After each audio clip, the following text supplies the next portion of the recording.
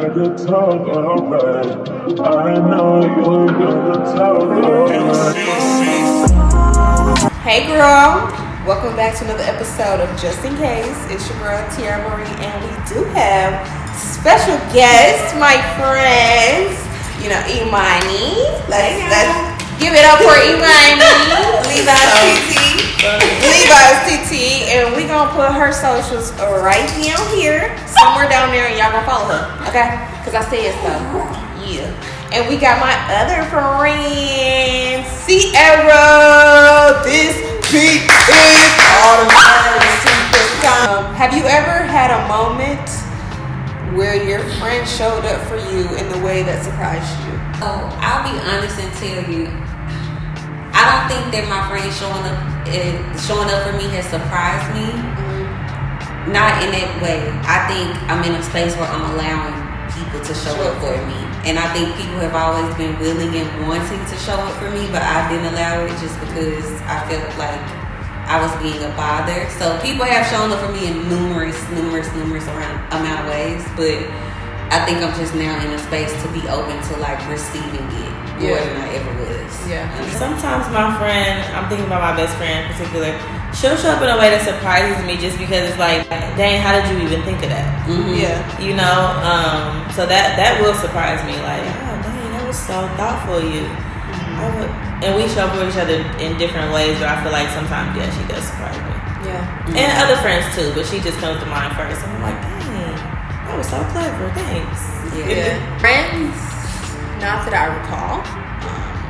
But I do have like a cousin, and we like, you know, like we besties for real. Cause I don't know, she just shows up for me, and we get each other, and that's just how that is. I think when I received the package, honey, out of nowhere, it was my birthday, but like my birthday wasn't there yet; it was coming up. So I got a package. I'm like, what? I didn't order nothing. And then I opened it, girl, some Coach earrings, and I was like, I had to think. I was like, who would send this? Like, but because I don't talk to people that much during the day. Like, there's not many people that I can say, oh, I talk to this person. The person that I talk to every day is my mama.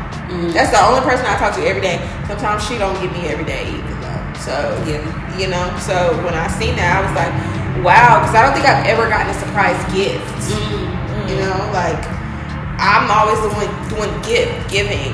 Yeah. So, like, to be surprised with a gift, I was like, that was really nice. And you didn't tell me. Okay, so what would y'all do if you got a present from somebody that was supposed to be close to you, and you're like, I appreciate the gift, but like, you don't know me because I would never. So as far as doing, I'm just a polite person, so I probably would never say anything about it. But the one thing that came to mind was, if it's a friend, I feel like I'm a bit more lenient on my friends than I am men. I think I've had like gift disappointment more so with men than anything.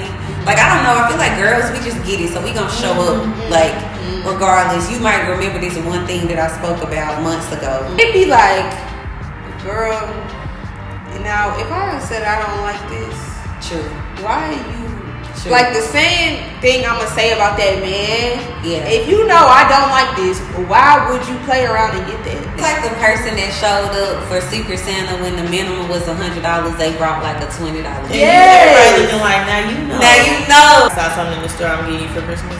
Me? Oh, today. Like today I was like, I'm getting my gift. So the fact that we talking about this, I think is so funny. That's so like, crazy. So after Christmas, we're gonna cut back and see what you like. Like, I'm a very intentional gift giver because that's my love language. That's how I show love to other people. Like, I think my receiving love language is a little bit different than it's probably, gifts is probably not number one, but the way I show people love is gifts. So like, if I see something, I'll be like, oh, she need that, or she don't love that, and I'm gonna remember. I'm even, kid you not, right? Like in my phone, if I think of something, I'm talking to someone on the phone, they're like, oh, I really love chocolate covered strawberries. I'm be like, chocolate covered strawberries. Because like, okay, if my friend is having a down week, and I'm like, dang, what does she really like? Well, now I remember, oh, she like this, and this.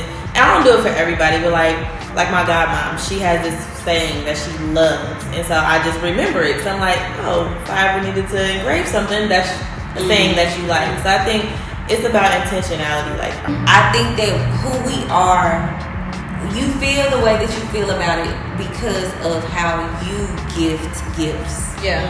So I think we oftentimes give out what it is that we would like to receive. Yeah. And so that intentionality behind you taking down the notes, and the intentionality of you knowing that you would be upset if you got something that you didn't want, which makes sure, like, you're gonna make sure that you get that person something that they want or something that they need. So I think it's just like you mirroring like what you would like to have for yourself. So I think honestly, I don't think that that's you being like ungrateful. Honestly, I just think that you are in a space in your life where people kind of need to pay attention about your needs because you pay attention to everybody else. I feel like, you know, I've always been told you got a big heart, and I'm like, I do, but that could be a bad thing sometimes. I don't think so. You don't think so? Having a I big feel like heart? it could really get you hurt sometimes. Like, but the beautiful thing about it, I used to get really upset with myself at times, like when things would happen. And I just couldn't, like, I would always ask just God, whatever, like, and just kind of talk out loud, like, why do I give, like, so much of myself, like, to other people? But it's because you have the capacity to.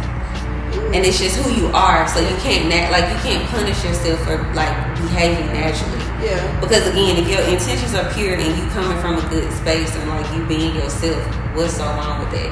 You did nothing wrong. Yeah. But that person may have just like missed it, or you know what I'm saying, not have appreciated it in a way. But that doesn't mean that you stop being who you are. Yeah. And I had to accept that like a long time ago, but I'm glad that I did, because it kind of makes you bitter when you try, even when you try and shift out of that and be something else. It don't even feel right. It don't even feel good to like behave that way. So yeah, I just stopped trying to fight it, and I just realized like, okay, this is who I am. Like, the people who receive it, and the people who don't. When we are overexerting ourselves, that's when we be resentful. Yes. That's when we're like, Yes. oh, she ain't do it. Oh, because we're not actually pouring from our overflow. We're pouring from the cup that's empty in the first place. So like, I started to notice like when I'm a gift giver, but when birthdays and Christmas start coming around, I started to feel anxious. I started to feel overwhelmed. But I'm like, that's because you're pouring from an empty cup. You gotta. I'm the only person that live out of town. I gotta get the gifts, ship the gifts, travel home with the gifts. It started to become overwhelming, and I'm like, but don't. I had to check myself. Like, that's you though. You're choosing to do all of that when you can order these gifts and send them there. It don't work, you know. Right. Or there were other options, but like, I noticed once I started pouring into my cup more, like then gift giving felt better. It felt more natural, and I didn't feel like exhausted from it. So you have to make sure that you operate literally in the capacity that you have. This is a little rule I be giving myself.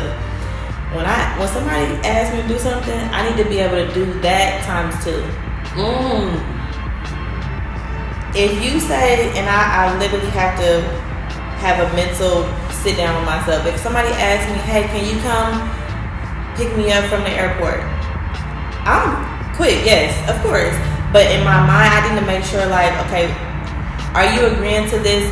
And if something happened, because if you not even agree to pick the person up from the airport, what if they flight late? Where do you got to take the person? Is that out your way? So like, I want to be able to agree to things that I can do times 2, because usually you never know, a little hiccup happening now, you rushing, but you already agreed to do this, and now you feel bad. But it's like, make sure you you have wiggle room around your capacity. Basically, you know what your true capacity is, not where it might be. Yeah, you know. I tend to do things even when I don't have the capacity. So when I'm doing it, it's overwhelming. I'm frustrated. I'm irritated. And now when I come pick you up from the airport, I'm irritated because now you take it so long. And the whole time I didn't even want to do this in the first place. Exactly. But I did it because I felt like I had to, because we friends. Right. And then it's like, well, I'm going to do it for you because I would expect you to do it for me. You know what I'm saying? But at the end of the day, I could say that, but at the same time, I'm the type of person that I won't say nothing. You know what I'm saying? Like, you ask me to pick you up from the airport, cool. Not cool, but cool. But at the same time, I'm the same one that won't tell nobody I'm going on a plane, giving them none of that. I'm just going to Uber, and I'm just going to drive my car, and I'm going to make some shape. And I think that's really what the irritation be sometimes. Because it be like, damn, y'all so quick to ask somebody for something. But I figure it out. Yeah. So I think the thing is, I figured it out since I was little. So it's like, why you can't figure it out too? Please figure it out. That's literally, I think that's the irritation I have with people sometimes, because it's like you using people, but like I get it. It's friendship. Y'all show up for each other. That's where I struggle between friendship and where you show up for each other. But you figured it out on your own, but still knowing that that's your friend, so they should have you. Something that your friend could help you with and be a friend, rather than you asking for something that you can do yourself. So that's the boundary that I struggle with right now. Because it'd be like, I'm just gonna handle it all on my own, because I don't want to ask nobody for shit, because I don't want you to tell me no, because if you tell me no, now I'm looking at you different, because you told me no and you were supposed to be my friend, and if it was you, I would do it. Okay, can I maybe? Okay, let me give you a different perspective. Is it possible that your expectation of them, that you're expecting them to go against their boundary because you go against your own boundaries? When that person say, "No, I can't," like, nah, you like, "But I expected you because you mine." But when they ask you to pick them up from the airport, you said yes, even though really you want to say no. They're just honoring their no. And sometimes we don't honor our no. We push ourselves and overextending us. Now it's yes, even though it was maybe for real. No, I didn't really feel like it. And then when you honor your own boundary and you say no, and maybe they don't have the language for that, or maybe they do, and they know what they're doing. But regardless, the answer is no. And so I'm trying to get to a space where like I'm honoring that. If you had to tell me no, great. I'm glad you did, because when I say no, I can't. I don't have it right now. I want you to honor me too. So I don't want to get in this like. Now sometimes I'm saying I would. This is the only time I'm gonna do this, but I'm gonna let you know this is right at the line. But I'm still gonna do it. But I'm choosing to do it. But like I don't want to get in this habit where I'm expecting the other person to dishonor their own no, because I'm trying to honor my no. And I want you to honor, you know what I'm saying? Yeah. So sometimes, and that take like, I feel like sometimes I be having to reel myself in, because my mind will go down that rabbit hole this fast sometimes. I can reel it back in like, no, they set a boundary and I'm not going to disrespect it, because I don't want them to disrespect mine. Like we're grown now, so like we're doing this for the first time, and it's like, what is a friendship ask? And what is a, like, girl, you shouldn't be asking your friends to do no shit like that. You know what I'm saying? I think it just depends. Yeah. Because, baby, there is some shit my friends could ask me and I just wouldn't even blink twice. Like, that's what I'm saying. And that's my problem. It might be a stranger off the street couldn't ask me for that, but they could. Right. And that's the hard part. Because it's like, I just do. Because I love you and I love my friends and I love, you know what I'm saying? The only time that I be irritated or something like that when I don't want to do it is when things are not going the way I want it to go. That's when it's like, I have no problem picking you up from the airport. But as soon as somebody done hit me, somebody done did this, somebody done did that, well, baby, this wouldn't have happened to me if I wasn't coming to get your ass. You know what I'm saying? Like, I love you and I did want to come and get you. But damn, now I'm dealing with this, that, and the third. But if I was at home, I'd be fine. And your friend said, now how did I get in it? Right. Like, I can be a friend. No, I'm not going to lie. I just feel like I don't know how to be a friend. Like, I think I understand what you're saying, but one thing I would just... Two things, because your friends are going to need different things from you. So I think we never stop learning how to be friends. Like, because again, their needs are going to be different. Like, one of my friends is pregnant with twins. All she really needs me to do right now is just call her and check up on her and see how she's doing. And a couple years ago, she probably would have needed me to sit on her couch and just cry with her, and that's like what she needed. But then I have another friend where we ain't got to talk for months. But she just, as long as I check in and say, hey, how you doing? What's going on? Meet these dates and this and that, like, it's cool. But I think it's just, you can be who you are as an individual and, like, adjust when it comes to friendship. Learning this in therapy that I didn't realize I was doing before. You cannot people please your way out of another human being human. And I think sometimes when you are a person that is a people pleaser, you often set unseen expectations on other people to do things how you would do them. You just want them to get it. You just want them to understand, because I can, so why can't everybody else? And I think sometimes, like, their boundaries may be, listen, I'm going to ask my friend for things. Like, I'm going to ask them. And I think as a person who does not ask, sometimes you can get a little resentful to people who ask and receive the thing that they're asking for. So it's like, I think it's just another side of it, that just because somebody asks does not mean that they're always asking with malicious intent. But because we skipped that step and didn't even allow ourselves to ask, we immediately gave up. We altered the emotional process. You feel something, you need something. Instead of seeking out the person that probably could help you, you go all the way around it and end up back at yourself.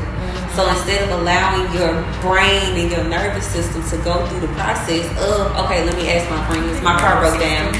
Like, let me ask them for a ride. Instead, I'm gonna get an Uber that's gonna cost me $20 more than my original grocery trip.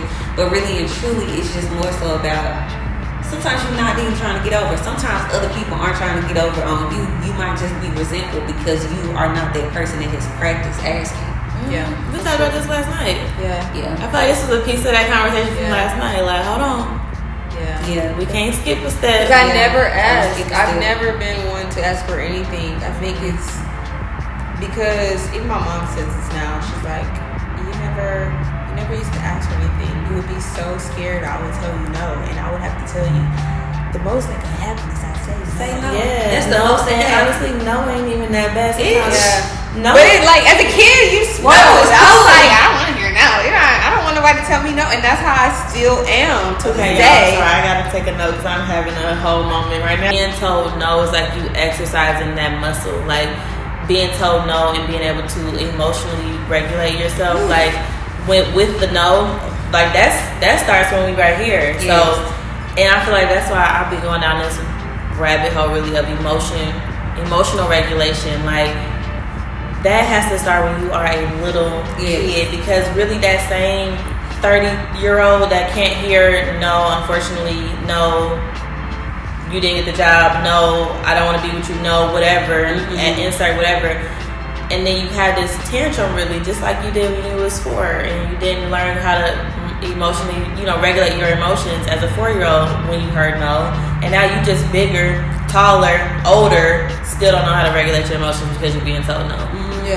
No, that stuff happens when you are, and it's like so many little things. I kid y'all not, I started realizing like, dang, I ain't like that when I was a little kid either. I still don't like that right now. Some specific things where I'm like, I can pinpoint it right back to when I was a kid and that was happening, and I didn't like it then. And it's like I never learned to, like distress tolerance. Like you can build up your distress tolerance. Like you shouldn't be losing your shit at every drop of a dime. Like you got to make sure like, okay, I'm able to be in this much distress before I lose my shit. Like I can self-regulate. Now I can't be in this much for 3 days straight though, because now everybody about to get cussed out.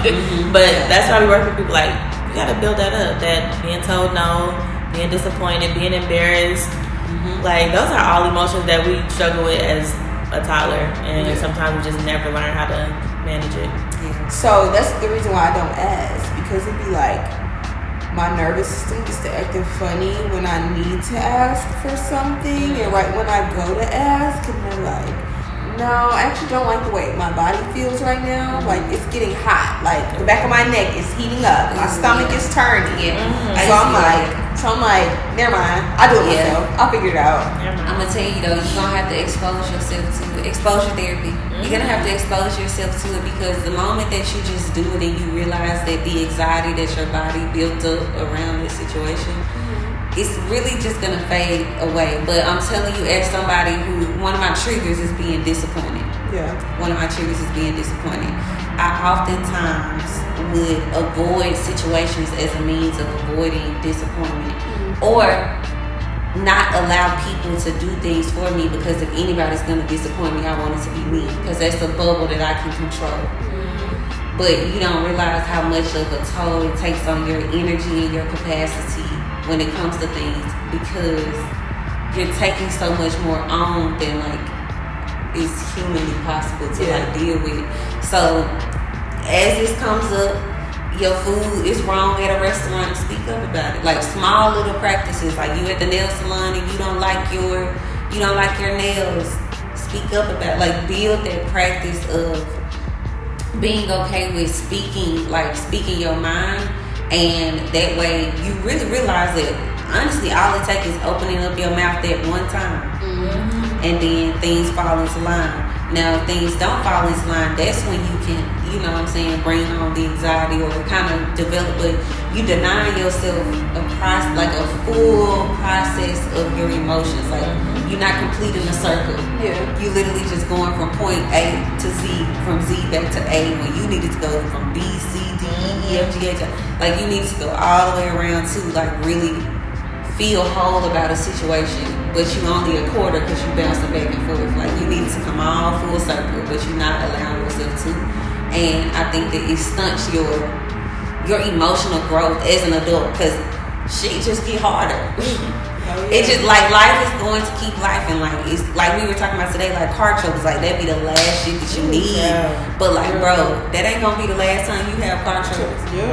It'll be the last time something happened to you, like with your car, with something that's out of your control that you don't deserve. So start exposing yourself to it and being open to, like, at least once a month, try to get, like, immerse yourself in that anxiety or that discomfort, because really and truly when you realize it, because emotions, like, feelings are real things. It's not necessarily your core emotion, it's anxiety. Your core emotion is fear. And the anxiety and all of these things, you kind of built this reaction that is premeditated. You ain't even, the situation ain't even happening. And once you realize that in your brain, you like, oh my God, it's not as bad as I thought it was. Like, I can do this. So you just gotta expose yourself. And I'm telling you that the first or second time that you do it, you good. Like, it's like, oh, I can do this. Like, and that's something I've been actively working on since I've been in therapy. So it's just like, it get uncomfortable at times, but you only hurt yourself by not speaking up. I need to work on setting boundaries. Yes. Because I don't think but I also feel like I don't really know how. Like, you know, like I'm trying currently, so I'll be like, oh, well, I don't have it, you know, or like, but I don't want it to be. I don't feel like that's like such a setting a boundary though. I feel like that should, like, I don't have it right now. Okay. Are you communicating that? No, because I'm thinking that the boundary is, oh, I don't have it. No, you have to communicate. And again, as somebody I used to avoid confrontation until I learned that there are healthy ways to have confrontation. When you are setting a boundary, this is solely for you. You are responsible for affirming your boundaries and holding them.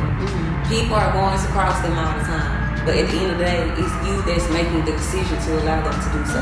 They don't even know where it's at. They don't even know. You know your boundaries. You know your boundaries. So somebody they're gonna keep doing things as long as you allow them to, because you haven't set up that boundary. So you know your boundaries, Tierra. You just aren't enforcing them. You know what they are, or you're finding them out as situations come up. But like, if something don't make you feel good, or you realize that you're overextending yourself, just say, hey, if you could not ask me for this right now, I'm not in a position. Let me offer you this. Come on, therapist. What y'all are saying is very spot on. Very much like, yes, I'm right here with y'all. It's like, and it's really deep, but it's also really like, some of it is very, very simplistic. You don't even know where the boundary is. This is for me, babe. This is, and it's like, people think that boundaries are like these things that keep people out. Yes. No, they're actually things that keep you in. It's so that it's like you on the inside of the balloon, everybody else on the outside, and if you're not careful, they're gonna pop your balloon. Like, you're the only one that knows where the boundaries are.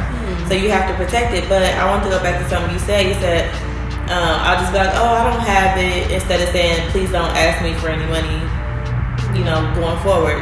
So what you're setting is still a boundary, but it's more so a boundary for you. You are telling yourself, like, don't overextend yourself. I might have it, but I don't have it to give to you. So now you've created for yourself. Okay, self didn't overextend that time with my money because I could have gave it to him, but I didn't because I didn't want to. So that's still a step. You still have set the boundary with yourself not to overextend yourself and give money that you don't want to give. The next step, you can add on to that. Hey, a few weeks ago when you asked me for some money, and I did say that I don't have it, and that's still true. And so, like, going forward, like, I would appreciate if you don't ask me for money. I'm not going to ask you for money. I'm not really comfortable with that. Mm-hmm. Now you've set the boundary for yourself and for the other person, and now we're all on the same playing field. Mm-hmm. And I think a part that people forget about after boundary setting, okay, set the boundary, then enforce the boundary. When there's an opportunity, remind that person, hey, remember we talked about this or whatever. And then the third step, I like to call consequence. It's a consequence. You're not gonna keep setting the boundary over and over again. That you might get to the consequence stage where you like, okay, then you gonna say to yourself, the next time they ask me that, I'm gonna end the conversation. That's the consequence now, because now you disrespected my boundary. But I'm the one who knows where it is. But now you know where it is too, and you keep doing it.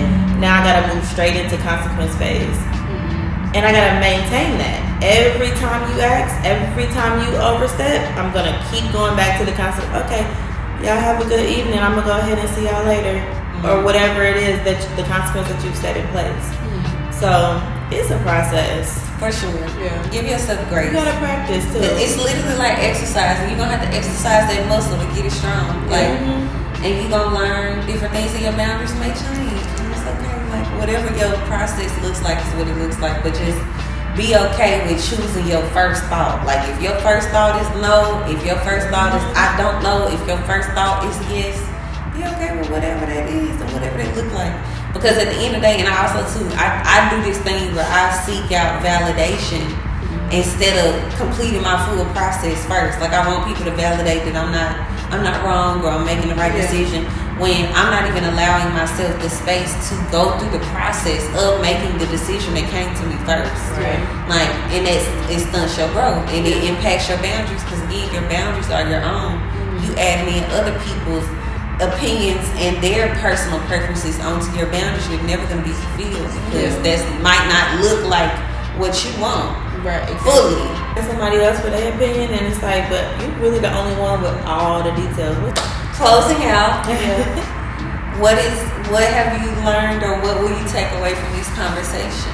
I need to enforce my boundaries, and that other people don't know my boundaries, so they're operating off of their perception of life, which is not my boundaries. Right. It's their own. So, but we may not have the same boundaries, so they're just gonna do what they think is okay, and it's my job to tell them, hey, you're crossing a little bit of my boundaries. These are mine. It's okay. You didn't know, but let me tell you. Yes. And then once I tell you, then I have to work on enforcing it, where I make excuses for people. Yeah. So I really need to work on that. I honestly, what I would take from this is gratitude for therapy. Honestly, because I feel like my answers to these questions a few months ago would have probably been vastly different. And I'm just grateful for the space that I'm in, because I can tell just within my feelings and my responses and my thoughts and my actions, I am very different, and the difference is a lot of growth, honestly. Yeah. So I think I'm just kind of in a space where I am getting to be the best version of myself when it comes to platonic relationships. I feel like I'm a really good friend. I feel like I'm a really good sister. I feel like I'm a really good daughter. I feel like I'm a really good person to myself. And I think just because like romance just isn't on my radar right now, like I think I'm just content right now in who I am. So yeah, I think I'm grateful for therapy. Like, that's my one takeaway. Like, I've grown a lot, and I'm grateful for that growth. Like you, I feel like I've grown exponentially, like over the last few months, but like maybe the last year, but especially these last like 6 to 8 months, I literally feel like the way I view the world, the way I view relating to others, whether it is familial or like friendship, like I'm really tying up some loose ends here. Like I feel like some things that have taken me a long time to grasp, I now have mastered them. I can feel myself making better choices. I can feel myself slowing down, being less judgmental, regulating my own nervous system, and sharing it in a way where like I hear something, I'm like, ooh, I think this might help you. And then like even with the spiritual piece, like Holy Spirit, like, yep, say that. Nope, don't say that. Nope, that's not right, or whatever. And so like just hearing y'all talk today and just like listening to like how we were all able to pour into each other. Same responses a while ago either. Just like, okay girl, who was that? What you say? Being in spaces like this to practice, you have to notice opportunities to practice. Like this the game.